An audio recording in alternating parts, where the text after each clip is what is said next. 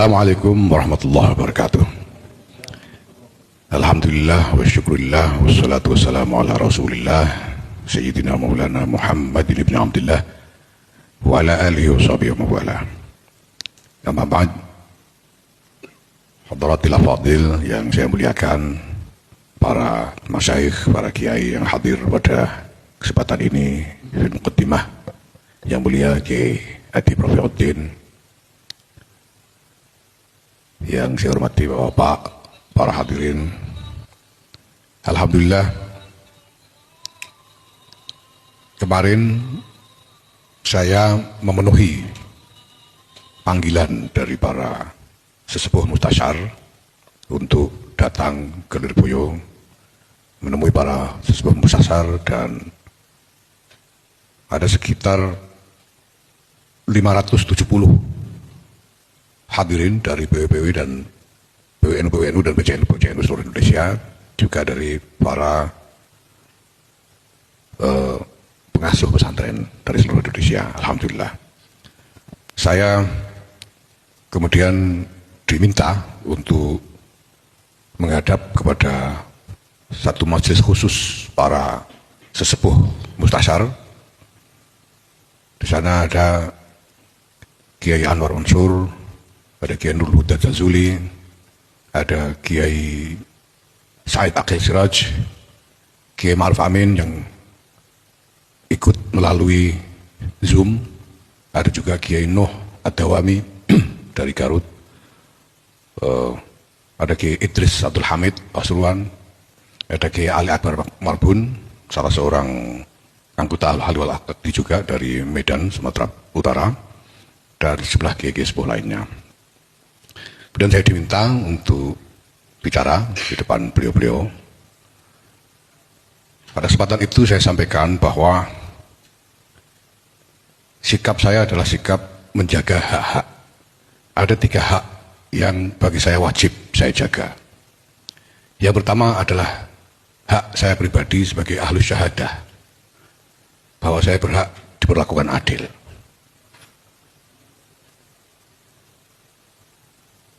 Bahwa perlakuan adil itu berarti apapun yang menyangkut diri saya berhak untuk mendapatkan kesempatan untuk melakukan tabayun, untuk melakukan klarifikasi dari apapun masalah yang dianggap menyangkut diri saya. Yang kedua yang saya wajib menjaga adalah hak dari maqam ulama, bahwa maqam ulama itu harus dijaga, tidak boleh diciderai, tidak boleh ada sesuatu yang dibiarkan menjadikan maqam ulama itu jatuh, menjadi berkurang kehormatannya, terutama dalam hal wewenang para ulama, dalam hal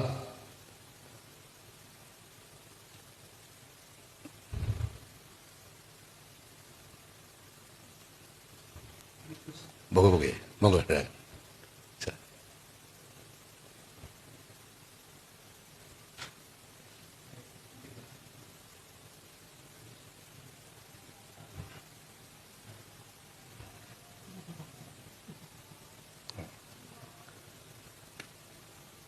Terutama dalam hal wibawa para ulama untuk menyampaikan tuntunan syariat, untuk menyampaikan ketentuan-ketentuan syariat, karena ulama ini bertanggung jawab memberikan bimbingan syariat kepada umat.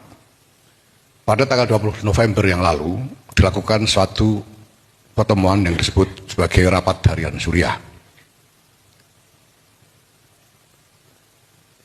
Rapat harian Suriah itu sendiri, kecuali memang di dalam anggaran dasar dan anggaran rumah tangga Nahdlatul Ulama memiliki bobot yang tinggi, kita tahu bahwa Suriah itu sendiri adalah perwujudan simbolis dari wewenang dan wibawa ulama, karena Suriah itu dibentuk sebagai wadah dari para ulama untuk membuat kebijakan-kebijakan bagi organisasi untuk melakukan pengawasan terhadap jalannya organisasi. Walhasil bahwa Syuriah itu sendiri adalah perwujudan simbolis dari wibawa ulama yang tentu bukan hanya di lingkungan Jam'iyah Nahdlatul Ulama saja, tetapi juga di lingkungan masyarakat yang lebih luas. Karena di situ tempatnya para ulama.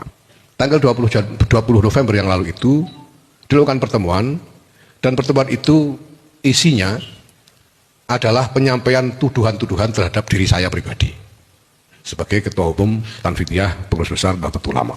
Berbagai macam tuduhan, bahkan tuduhan-tuduhan yang merupakan tuduhan pidana, bahwa saya dituduh melakukan tindakan-tindakan pidana. Itu disampaikan di dalam rapat tersebut. Banyak peserta rapat, para kiai, para rois maupun para khatib yang pada waktu itu meminta supaya saya dihadirkan untuk memberikan tabayun. Kiai Idris Hamid, Kiai Ubaidillah Faqih, Kiai Mu'al Thohir dan lain sebagainya, banyak peserta rapat yang minta supaya saya dihadirkan. Ya, termasuk juga bahkan pengurus-pengurus Tanfidiyah lainnya yang dianggap relevan dengan masalah supaya dihadirkan. Tetapi itu tidak dilakukan. Maka yang terjadi dalam pertemuan itu adalah penyampaian tuduhan-tuduhan tanpa sedikit pun ada ruang bagi saya untuk diperiksa dan memberikan tabayun sama sekali. Nah, memang sebelum itu saya pernah 2 kali dipanggil secara pribadi oleh Rois Am dengan pesan bahwa saya harus datang sendirian tanpa membawa teman siapapun. Beliau minta pertemuan 4 mata. Dalam 2 pertemuan itu beliau menanyakan sejumlah hal. Yang pertemuan pertama saya jawab secara umum, dalam pertemuan kedua saya jawab dengan lebih rinci dengan menyertakan dokumen-dokumen sebagai data kepada Rois Am. Tetapi di dalam rapat tanggal 20 November itu tidak sedikit pun jawaban, klarifikasi, informasi dari saya disampaikan kepada rapat, apalagi dipertimbangkan. Disampaikan kepada rapat pun tidak, jadi hanya tuduhan-tuduhannya saja yang disampaikan dalam rapat itu. Sampai kemudian entah bagaimana prosesnya, tiba-tiba keputusan diambil alih oleh Rois Am dan 2 orang wakil Rois Am, dan kemudian muncul risalah rapat yang sebelum dikirimkan kepada saya sudah disebarluaskan di media-media sosial, yang isinya ya laki-laki persis tuduhan-tuduhan yang dianggap sudah sebagai penetapan hukum beserta vonis bahwa saya harus mengundurkan diri dalam waktu 3 hari atau diberhentikan. Nah, saya sampaikan kepada para sesepuh mustasyar bahwa ini berarti hak-hak saya sebagai ahli syahadah sama sekali diabaikan. Bahwa saya diperlakukan seperti kafir harbi yang halal kehormatan saya. Karena saya hanya dituduh tanpa diperbolehkan memberikan klarifikasi sama sekali. Ini yang pertama, hak saya sama sekali diabaikan. Yang kedua, hak dari makom ulama. Apabila cara berembuk dan membuat keputusan seperti tanggal 20 November itu dibiarkan, diterima, maka seolah-olah apa yang dilakukan oleh pada tanggal 20 November itu seolah-olah diperbolehkan oleh syariat. Karena yang ikut di dalam pertemuan itu adalah para Syuriah PBNU yang punya atribut ulama. Ulama melakukan itu dan diterima berarti halal secara syar'i. Nah, ini tentu luar biasa berbahaya karena ada satu tindakan, satu proses yang ya kecuali bahwa saya ngaji sekian lama ini salah semua, yang batil. Tapi kalau dibiarkan kemudian orang menganggap ini sudah benar, sehingga cara seperti itu diperbolehkan oleh syariat. Tentu ini sangat mencederai hak dari makom keulamaan. Ulama yang mestinya berpikir dan bertindak berdasarkan ilmunya, melakukan seperti yang terjadi di tanggal 20 November itu, yang kalau itu tidak dinyatakan batil, berarti ya akan ada anggapan bahwa apa yang dilakukan itu boleh, sudah sesuai dengan syariat. Nah yang ketiga yang wajib dijaga, wajib saya jaga adalah hak dari jam'iyah. Bahwa jam'iyah ini memiliki tatanan. Jam'iyah ini memiliki aturan-aturan, anggaran dasar, anggaran rumah tangga, dan seterusnya. Yang tidak boleh diciderai. Karena sekali tatanan dan aturan itu diabaikan, maka keseluruhan keberadaan jam'iyah ini menjadi tidak ada artinya. Karena jam'iyah itu intinya adalah nizam. Dan nizam itu disepakati melalui permusyawaratan yang sah. Dalam hal ini permusyawaratan tertinggi adalah muktamar yang menyepakati ADART. Nah kalau nizam ADART ini diabaikan, maka tidak ada gunanya lagi. Ada nizam jam'iyah. Tidak ada artinya. Nah, rapat yang seperti saya gambarkan tadi itu tiba-tiba membuat keputusan meminta saya mundur atau diberhentikan. Padahal rapat harian Suriah dalam ADART tidak punya wewenang sama sekali untuk memberhentikan mandataris muktamar. Sedangkan saya ini adalah mandataris muktamar. Jadi ini ada rapat yang membuat keputusan di luar wewenangnya. Ini berarti menciderai hak jam'iyah untuk dipelihara nizamnya. Nah, Bapak para kiai yang saya hormati, mengenai tuduhan-tuduhan yang disampaikan kepada saya, ya. Pertama, saya merasa bahwa apabila saya membuat keterangan-keterangan, penjelasan-penjelasan di luar forum atau wahana yang semestinya, maka penjelasan saya juga akan sia-sia. Sering dalam berbagai pertemuan saya diminta untuk membuat penjelasan, tapi untuk membuat penjelasan detail tentu sia-sia karena melibatkan dokumen-dokumen yang kompleks, melibatkan penjelasan yang panjang lebar, ya. Tapi saya bisa katakan bahwa semua yang dituduhkan itu apabila dianggap benar, maka itu berarti sepenuhnya fitnah. Semua yang dituduhkan kepada saya itu adalah fitnah. Dan apabila saya diberi kesempatan untuk memberikan penjelasan, maka sebetulnya semuanya bisa saya jelaskan dan akan ditemukan kesimpulan bahwa tidak ada masalah atau kesalahan apapun yang telah saya lakukan, karena semuanya didukung dengan penjelasan mengenai proses, tata cara, mekanisme, dokumen-dokumen yang jelas-jelas sah menurut tatanan organisasi. Saya kira bahwa kemudian tuduhan-tuduhan itu dilempar ke media sosial, itu bukan sesuatu yang tanpa sengaja. Saya kira, saya menduga bahwa itu sengaja dilakukan seperti itu untuk memperluas sebaran fitnah itu, sehingga orang menjadi bingung tentang mana yang benar, mana yang salah. Orang kemudian terjebak dalam prasangka-prasangka saja, sehingga yang muncul adalah emosi, sentimen-sentimen negatif, mungkin kemarahan kepada saya karena fitnah-fitnah tersebut, karena tuduhan-tuduhan itu. Ini berarti bahwa memang yang diinginkan dari semua ini bukan kebenaran, tapi semata-mata untuk menyingkirkan, menjatuhkan atau menyingkirkan saya pribadi. Nah, demikian yang saya sampaikan kepada para sesepuh Mustasar, dan saya menekankan bahwa untuk menjaga hak-hak seperti yang saya sampaikan itu, maka rapat yang disebut rapat harian Suriah PBNU tanggal 20 November itu harus dinyatakan batil. Wa kullu ma yatawalladu minhu juga batil. Karena sumbernya dari satu hal yang batil. Karena rapat harian Suriah itu batil, semua yang didasarkan ke rapat itu, apakah itu pleno di Hotel Sultan, apakah surat-surat yang dibuat terkait dengan itu harus dinyatakan semuanya batil. Sebab kalau tidak, maka hak-hak yang saya sebut tadi akan rusak dan tidak terjaga. Bagi saya sebetulnya apabila memang ada kemauan untuk melihat masalah ini dan prosesnya secara objektif. Menurut saya ini soal yang sangat jelas. Saya sampaikan kepada teman-teman, ini wadih kasamsid duha. Dan secara bercanda saya bilang, kalau ada orang bingung melihat masalah ini berarti fi qulubihim marad.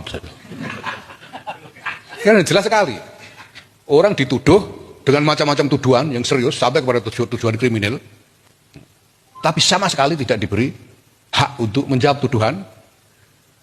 Dan kemudian berdasarkan tuduhan itu begitu saja dibuat vonis oleh pihak yang tidak berwenang membuat vonisnya gitu. Nah, saya kalau ada orang bilang bingung itu saya tidak tahu bagian mana yang membingungkan dari ini. Nah, maka saya justru juga agak heran kenapa ada sebagian mengatakan ingin netral soal ini. Kalau ada hak, ada batil, itu netral itu seperti apa lalu? Kalau yang satu hak, satu batil itu netralnya itu seperti apa? Ini seperti netral antara maling dengan polisi. Nah,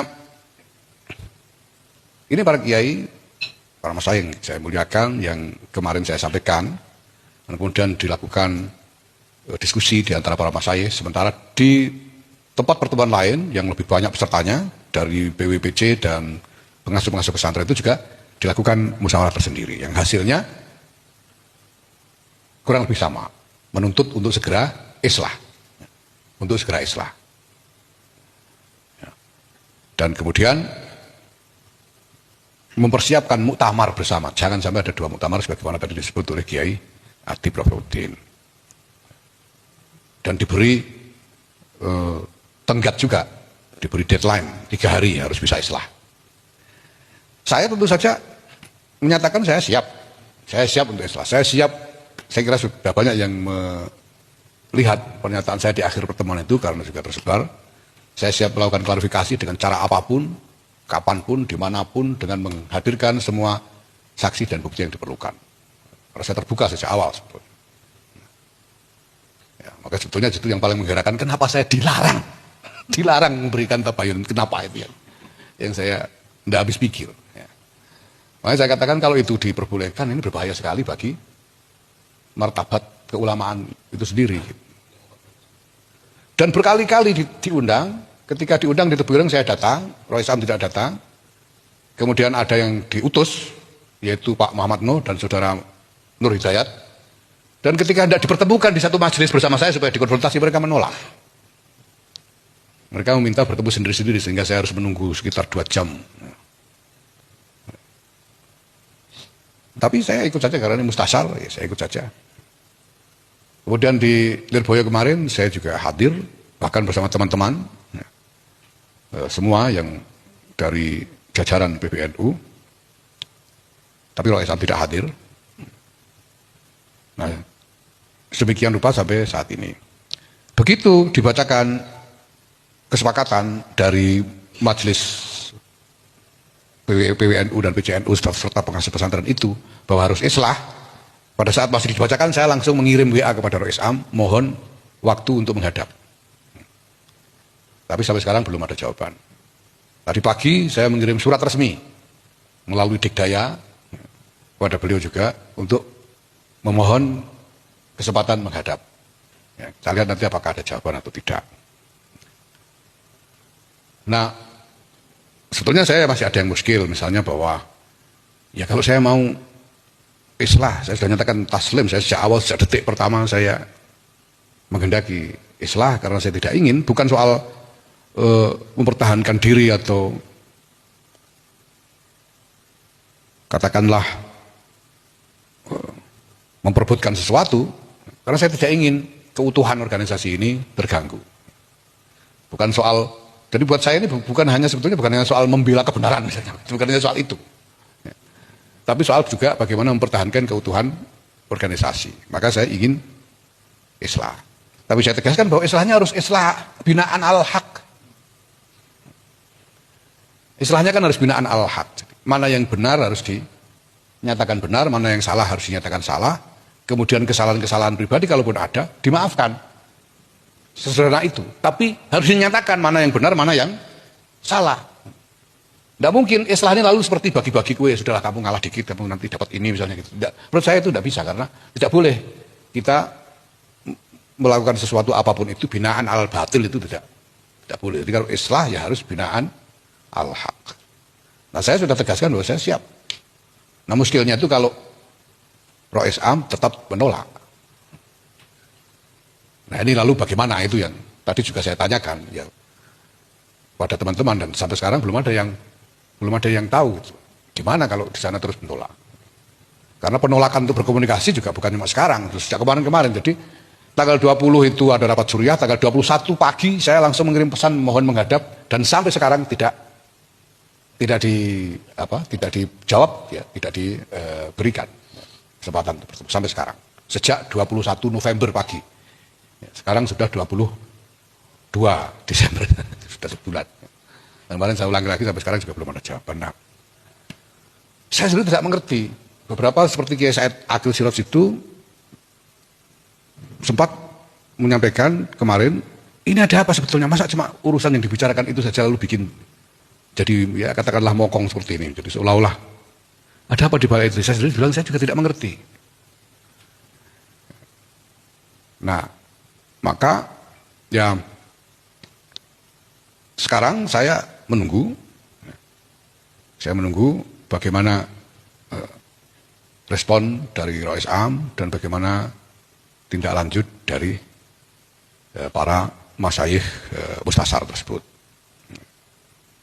Ada hal-hal yang merupakan cerita-cerita pribadi, tapi saya tidak ingin sampaikan kepada siapapun karena ini soal pribadi. Saya ingin batasi hanya pada masalah organisasi yang layak untuk diketahui secara umum.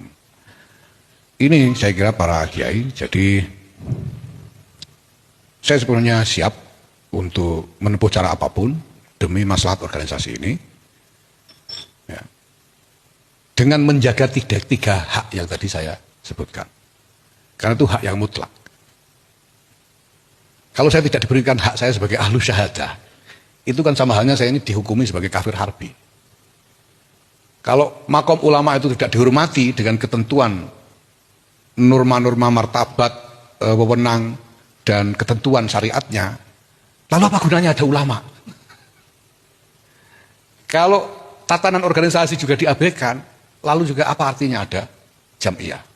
Maka intinya sebetulnya tiga hal itu, bagaimana hak-hak itu dijaga. Selebihnya bahwa kemarin ada yang melakukan kesalahan ini, kesalahan itu, saya kira saya sangat terbuka untuk bisa memaafkan. Sampai sekarang insya Allah ya, saya tidak punya katakanlah perasaan yang pribadi, ya, perasaan pribadi yang menghalangi saya untuk terus berupaya menjalin komunikasi, mengupayakan islah dan membuat perbaikan bersama-sama. Jalan keluar dari ini tidak ada sama sekali selain muktamar yang dipimpin bersama oleh Ketua Umum dan Rois Am. Tidak ada jalan keluar yang lain. Ya. Kalau itu tidak dilakukan, maka itu berarti membuka pintu perpecahan bagi jamiah ini. Nah, saya berharap bahwa para kiai, para ulama juga tidak berputus asa untuk terus mengupayakan jalan maslahat bagi jamiah ini, memberikan taujihat kepada para kader, para pimpinan jamiah, dan juga tentu saja mendoakan jamiah dan para kadernya ini semoga senantiasa di dalam lindungan Allah Subhanahu wa taala. Saya sering mohon maaf karena nanti sesudah maghrib saya harus mengikuti pertemuan dengan PWNU, maka mungkin saya mohon izin, nyun ngapunten saya setuju Kiai Hatib, mohon izin untuk tidak menyertai penjelasan semua sampai akhir, tapi saya mohon pamit terlebih dahulu karena harus mengejar pertemuan bersama PWNU nanti pada maghrib nanti. Saya sangat berterima kasih dan saya sangat mengharapkan doa dari para masyayikh. Semoga akhir dari semua ini adalah maslahat bagi Jamiah Nahdlatul Ulama, bagi warga dan bagi masyarakat kita seluruhnya.